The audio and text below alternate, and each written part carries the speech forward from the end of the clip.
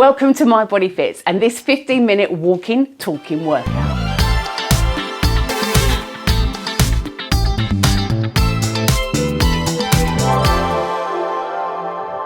Okay, we are going to do a walking, talking workout today, roughly around about 15 minutes. So start walking just nice and gently on the spot with me now and let's get it started. So I wanted to do a walking workout and count the steps. I dug out my old Fitbit and it doesn't work. So I ordered a new one and it's not going to be available until Monday. So do me a favour, if you do this walking workout with me, pop down in the comments if you've got one of those watches or Fitbit or whatever that counts your steps. Pop down in the comments and let me know how many steps you did. We're walking straight away. This is going to get us warmed up. So if you are new to this channel, my name's Mel Anderson. I'm a personal trainer and kettlebell coach and I'm here for you if you are approaching, going through and beyond menopause with workouts that just make a little bit more sense at this time of life and every now and then a little bit of information to help you navigate this journey. Now my mission with this channel is to help you become physically, mentally and emotionally stronger, and exercise, particularly walking, helps with all three of those things. But I thought, I'm not just going to stand here and walk and be completely silent. I'm going to talk to you and give you some information while we do it. So I'm going to try and keep this to around about 15 minutes. Let's see how that goes. All you need is a clear space to move. Don't even need a mat. I just happen to have my mat here. Clear space to move, some comfortable shoes, maybe some water if you need to stop and have a little drink. If you want to, one of the walking things we're going to do, we'll use some dumbbells, like some small hand weights. Entirely up to you, you don't need to do that. And I'm going to do lots of different ways of walking while I talk to you about what I want to talk to you about. So when menopause started for me, there's so much information out there. I was about 43 when it first started. I really didn't realise until a couple of years later that that's what it was. And there was so much information, it overwhelmed me. I was exhausted, I just couldn't take it all in. So I thought what I'd share with you today are the top 5 basic pieces of information that I wish I could have filtered out of all that noise when it started for me. So I'm going to do 5 top things that I wish I knew, and we're going to walk 5 different ways of walking while I'm telling you. Okay, so let's start with, we're going to do some like really quite hard sort of power walking on the spot. If you want to grab some weights to do that, you can, it's up to you. I'm going to grab these little hand weights here. These are just like 1.5 kilos. So we're going to do, it's going to be around about 2 minutes for each different type of walking while I tell you my top menopause basics. Okay, so if you've got your weights in your hand, or if not, just we're going to, oh, I've got an itchy nose. I always get an itchy nose when I start. We're just going to walk powerfully now. So not a gentle walk. We've done about 2-3 minutes of just gentle walking while I was waffling on there. So powerful walking now. So really pump the arms and bring those knees up a little bit higher with a little bit more intention. So either, like I say, with hand weights or not, it doesn't matter. If you haven't got hand weights, still just pump those arms up. So the first thing, and you know I'm going to get really out of breath while I'm talking to you here. So the first thing that I wish I could have sifted out of all this information was the difference between peri, meno, and post-menopause. Now, I didn't even know what perimenopause was. And being in the fitness industry and dealing with a lot of women, that shocked me completely. So let me tell you, if you don't already know, perimenopause is the period leading up to the menopause. It can last, depending on what books you read or who you listen to, it can last between 10 and 15 years. And you can get a whole array of signals that you are in perimenopause. We're going to talk about those in a minute. Arguably, I think this is a more challenging time because your hormones are so erratic, they're up and down, and they can change literally from one week to the next. And so your signals that you are in perimenopause can change from one week to the next. Menopause is simply the day where you haven't had a period for 12 months. That's it. It's one day, one moment even. So as soon as you've been 12 months without a period, that's you in menopause. In perimenopause, your periods can be irregular, but you are still fertile. So be careful of that. Even if you've gone like 4 or 5 months, you can still be fertile. And then once you haven't had a period for about 12 months, the next day, that's you post-menopause. And post-menopause, you can still experience some symptoms, but a lot of women say that once they've gone through that kind of almost like that storm of menopause or perimenopause, things start to level out a little bit and they start to feel a little bit better. Okay, let's change this now. We've just gone a little bit over 2 minutes. So this one, we're going to slow it down a little bit. We're going to put our arms out to the sides, getting a little bit of balance here. So bringing that knee up a little bit more slowly, so you're kind of forcing your body to stay balanced on one foot as we march. Arms straight out to the side. You can stop and give them a little shake for 1 or 2 seconds if you need to. The second thing I wish somebody had told me, or I wish I could have figured out, is it's not just women in their 50s that go through menopause and perimenopause. So I was around about 43, and when someone suggested to me that this might be what all these things were that were happening to me, and all this kind of exhaustion and anxiety and getting hot and all the rest of it, I was like 43 years old. And when someone suggested this might be what it was, I was like, how bloody rude. I'm not in my 50s. I can't be menopausal. But she suggested, this lady suggested I read this book, and that's where I saw the word perimenopause for the first time. I was absolutely flabbergasted. So it's not just in your 50s. I think the actual menopause, the average age where periods actually stop and you hit the menopause, is like 50 to 52. But that's the average. That doesn't mean that that's what everyone's going to do. You could be much earlier than that. You might be a little bit later than that. Some women actually see those signs of perimenopause a lot earlier than 45, which is kind of like, you know, where a lot of people start to feel it. And that's where the NHS, if you're in the UK, I'm really having to think while I'm doing this exercise at the same time.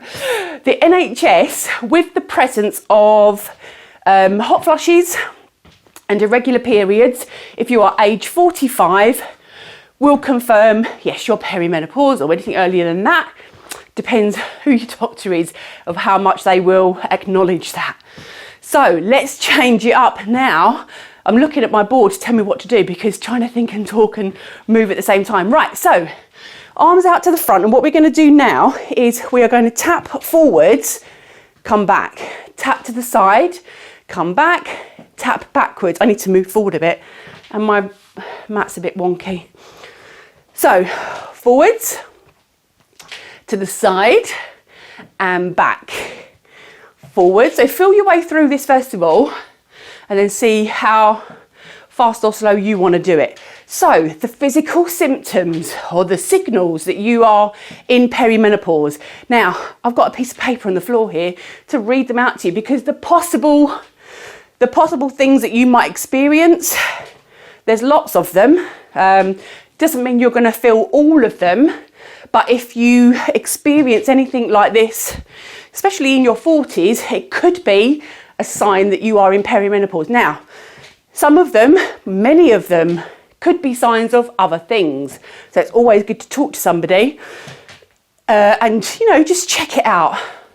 Check it out. So let me just read some of these. There's physical symptoms, there's cognitive symptoms. So difficulty sleeping, fatigue, headaches and migraines, heart palpitations, hot flushes, night sweats, joint and muscle pain, changes to your period, so irregularities. And that can stop and start, and suddenly you're regular again, and all sorts of craziness. Vaginal symptoms such as vaginal atrophy or dryness, urinary symptoms, so like increased instances of UTIs can be a signal. Loss of libido, dry skin or itchy skin. Oh yes, me, I still do get really itchy skin. Dry ears, eyes and nails. Oral health changes, thinning and drying hair, changes in body composition, dizziness, feeling faint, tinnitus, restless legs, increased allergies, digestive issues. And then cognitive signals that you might experience: poor memory, brain fog, poor concentration, and things like that. So, like I said, many of these things can signal other things going on in your body. So always go and talk to somebody if you are worried. Okay, let's change this up. Sidestepping. So we're just going to sidestep here, tap and sidestep, tap and tap, sidestep. You can use your hands if you want to, and you can pop a little squat at the end if you want to. I'm going to pop a little squat at the end, entirely up to you. The next thing that I wish I had known and I wish stood out in all that noise and all that information was, as well as physical symptoms and cognitive issues, mental health issues can be a signal that you are in perimenopause and that stuff is changing in your body. So things like anxiety, low moods, mood swings, depression, irritability, yeah, that was me, my poor family, tearful, lack of motivation, oh yes, loss of joy, yes. Increased confidence. Sorry, not increased, reduced confidence. Yes, that was me. One of my worst symptoms at the beginning of perimenopause was anxiety. Really, really difficult, really scary when all that stuff sort of comes. And, you know, very often for many of us, we're going, I've got such a good life, you know, everything's fine. Yeah, you know, we have stresses, we have strains. Everything's fine though, I'm happy. Why am I feeling so bad? I can remember being on holiday and it was such a lovely holiday and I'm watching everyone have fun, but inside I felt dark and depressed and horrible. So yeah, these things, these like sudden kind of, you know, onset of differences in your mood can be, I don't know if I'm doing this side still right or not, because I'm just like trying to talk and move at the same time, but these can be signals that your hormones are changing and it's, you know, you're moving into that kind of perimenopause stage of your life. Now, all of that might seem a little bit like, oh God, great, thanks for telling us all that. But you know what, arming yourself with all of this knowledge, it doesn't mean you're going to feel like that the whole way through perimenopause. There's lots that you can do. We're going to talk about that. But arming yourself with this knowledge, it feels really scary when all these symptoms or all these signals start to happen. And when you don't know whether it is possibly perimenopause, it can feel so scary. And it really knocks your confidence. And you really feel bad about yourself, going, why can't I do this? Why can't I do that? So yeah, just information. The final thing, number 5, let's change it up again. So we're going to do knee drive to the opposite elbow. I don't know if I'm going to continue to do this exactly the same because thinking and having this coordination is a tricky one for me. This is why I don't do like exercise to music, because that's a challenge. Big up to all those women that can do that. Anyway, the final thing that I wish was clearer to me when it all started is really coming into that menopause or perimenopause phase of your life. This menopause transition is a really good opportunity for you to shine a light on your habits and behaviours and the things that maybe once you just, you know, saw as part of your life, maybe no longer serve you and are not going to serve you for what is possibly the second half of your life, right? Let's just take that in a minute, girls. Possibly the second half of your life. Are some of these things that are in your life right now going to serve you? I think we're going to go over 15 minutes slightly, girls, but come on, it's fine. It's not going to be long over. I need to tell you this stuff. So, things like stresses in your life. Things like possibly, you know, when it first starts, over-exercising, the type of exercise you do. Saying yes to everybody that wants a piece of you. Is that going to serve you for the second half of your life, for the rest of your life, you know? Do we need to do a little bit of kind of, like I say, shining a light on your life and going, does it need to look like this? Does it still need to look like this? Your menopause transition doesn't have to be an awful time, okay? But you do have to maybe reframe some things. One of the most important things that I feel like I want to tell you is stop comparing yourself. Stop comparing yourself to other people, for sure. You know, in this world of social media and influencers, so many of us spend so much time scrolling through social media, saying, I'm not as thin as that, I'm not as fit as that, I'm not as pretty as that, I'm not as successful as that. You need to stop that. You need to really stop that. But most importantly, stop comparing yourself to your older self. So many women are kind of, I used to be able to do this when I was 20 and 30. I looked like this when I was 20 and 30. You know, I bet you look back at a time when you're 20, 30, 40, whatever, and I bet you look back and go, oh God, I looked great, I was fit, I was strong, but you didn't see it then. So stop comparing yourself to your older self. And I guess the other thing that you would start thinking about and considering at this time of life when you're kind of doing this whole shining a light is, are you going to take HRT or not? How do you feel about that? Do your research. That's a whole nother video. We could do that if you want. Okay, let's bring that march down nice and gentle. Oh, that was nice. So sorry, it has gone over 15 minutes. We're probably going to be more like 17, 18 minutes, but this was really nice. Walking and talking, really good.